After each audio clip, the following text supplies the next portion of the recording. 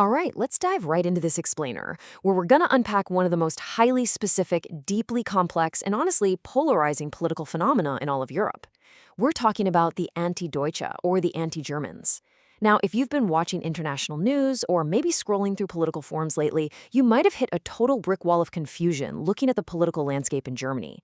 It's a topic that literally takes our conventional understanding of the left-right political spectrum and flips it entirely upside down. So, if you follow international politics, you might have noticed a deeply counterintuitive trend within German political subcultures. And it really prompts the question, who exactly are the anti-Germans? Because normally, when we think of radical left-wing politics globally, we immediately associate it with anti-imperialism, right? We think of strong critiques of American foreign policy and steadfast solidarity with the Palestinian cause.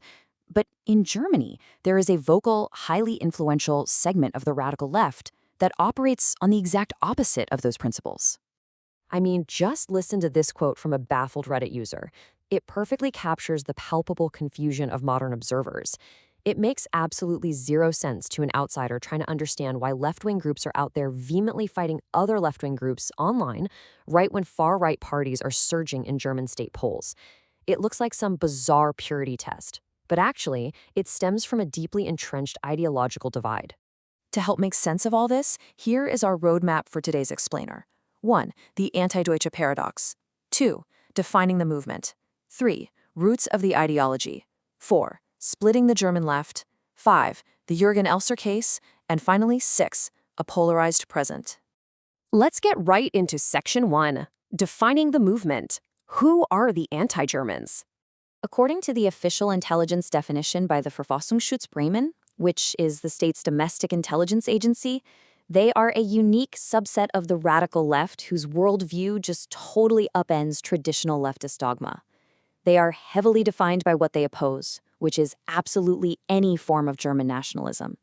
And their primary geopolitical anchor? It's an unconditional solidarity with the State of Israel. Let's break down the core pillars of their ideology. They view support for Israel and American interventionism not as Western imperialism, but as a mandatory defense against new forms of fascism and anti-Semitism. And this operates out of a really deep-seated fear of a Fourth Reich. Because of that fear, they view any power that keeps German nationalism in check, even the United States, as a strictly necessary protecting power. Okay, Section 2. Roots of the ideology. History and guilt. To understand how they arrived at this shift, we really have to track their evolution through some massive catalysts. It all starts with the reunification of Germany back in 1989. While the rest of the world was busy celebrating the fall of the Berlin Wall, elements of the German radical left were frankly terrified. They saw it as the dangerous rebirth of a powerful nationalist state. Then, with the 1991 Gulf War, the 1999 Kosovo War, and ultimately the September 11th attacks, this specific faction broke further and further away from the traditional anti-war left. So the crucial takeaway here is that the Antideutsche were born out of a profound historical trauma. They started viewing every single geopolitical conflict strictly through the lens of Germany's Nazi past and the Holocaust. For them, preventing a repeat of history became the single overriding moral imperative. It completely overrode traditional leftist solidarity with anti-colonial movements in the global South. Which brings us to Section 3, splitting the German left, the Great Schism.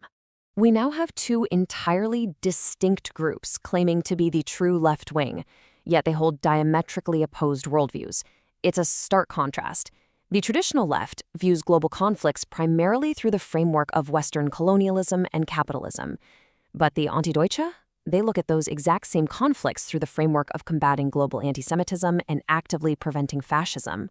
Influenced by Holocaust survivor and writer Jean Emery, as well as the magazine Konkret, the Antideutsche began arguing aggressively that the traditional left's anti-imperialism was really just masking a deeply rooted, latent anti-Semitism. They looked at the traditional left's fierce criticisms of Israel and saw an obsession that they believed bordered on or just fully crossed the line into outright anti-Semitism. This ideological schism had major real-world impacts. While traditional leftists protested wars, the Antideutsche were out there taking highly unorthodox positions. They actively supported the 1991 Gulf War because Iraq had threatened Israel. Conversely, they opposed the 1999 NATO intervention in Kosovo because they viewed Germany's participation as a return to imperialism. And then, right after 9/11, they even endorsed the U.S. war on terror, treating militant Islamism as a new fascism that simply had to be destroyed.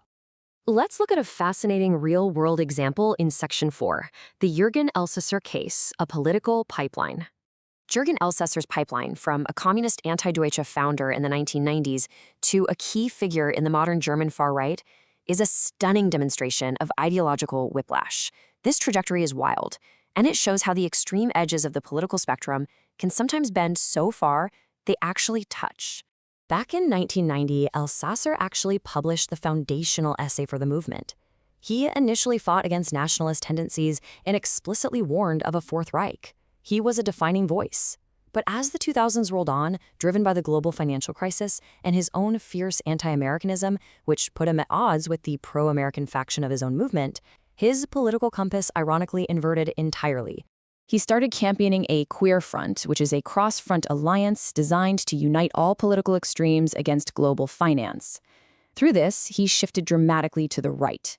He ended up embracing the very German nationalism via groups like Pegida and the AfD that he originally formed the Antideutsche to destroy. He rallied them as a united fist. He even became the editor of a right-wing magazine that's officially classified as extremist. Let's bring this all back to the modern day in Section 5. A polarized present, the legacy of the schism. The legacy of the Antideutsche isn't just history. It continues to actively polarize German political activism today.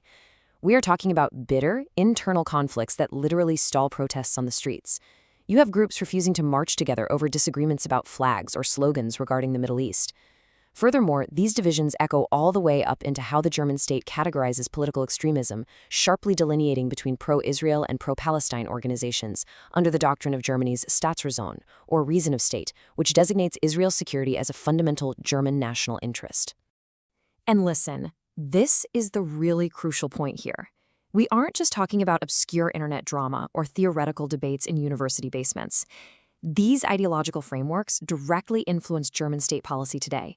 They shape how police handle geopolitical protests, which groups get monitored by intelligence agencies, and how the entire nation navigates its historical guilt on the modern world stage. So, I want to leave you with this final, profound thought to consider as you watch these complex political alliances continue to shift in real time. Can a political movement ever truly escape the gravity of its nation's history? Or are we doomed to endlessly recreate the conflicts of the past under new ideological banners? Thank you so much for exploring this with us on The Explainer today, and keep questioning what you see on the spectrum.